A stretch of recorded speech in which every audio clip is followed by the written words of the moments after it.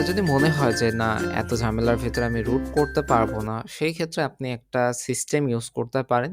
সেটাকে আমরা বলেছিলাম অল্টারনেটিভ অফ রুট। সেটা হচ্ছে আপনি পিসিতে ইমুলেটর ব্যবহার করতে পারেন। যেই ইমুলেটরে জাস্ট সেটিং থেকে রুট সিস্টেমটা অন করে দিলেই ওইটা রুটের মতো করে কাজ করবে।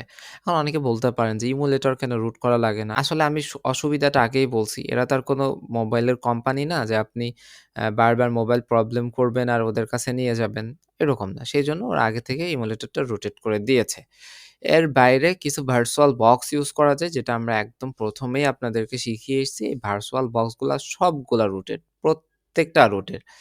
এই ভার্চুয়াল বক্সটাকে যদি আপনি রুট মোবাইল হিসাবে ব্যবহার করতে চান, করতে পারেন। একটা রুট ডিভাইসে যা করতে পারবেন সেই সম্পূর্ণ কাজ আপনি একটা virtual box like X8 sandbox, VPhone, VMOS এগুলা যে আমরা দেখিয়েছিলাম আমাদের ১ম এর দিকের ক্লাসে, সেই যেকোনো ভার্চুয়াল ডিভাইসের ভেতরে আপনি সেম কাজটাই করতে পারবেন যেটা আপনি আপনার রুট ডিভাইসে করতে পারেন। ভিডিওগুলা অবশ্যই আপনার বন্ধুদের সাথে শেয়ার করবেন। চ্যানেলে নতুন হয়ে থাকলে অবশ্যই সাবস্ক্রাইব করবেন। সবার জন্য শুভকামনা ব্যক্ত করে আজকের ভিডিওটা আমরা এখানেই শেষ করছি। আল্লাহ হাফেজ।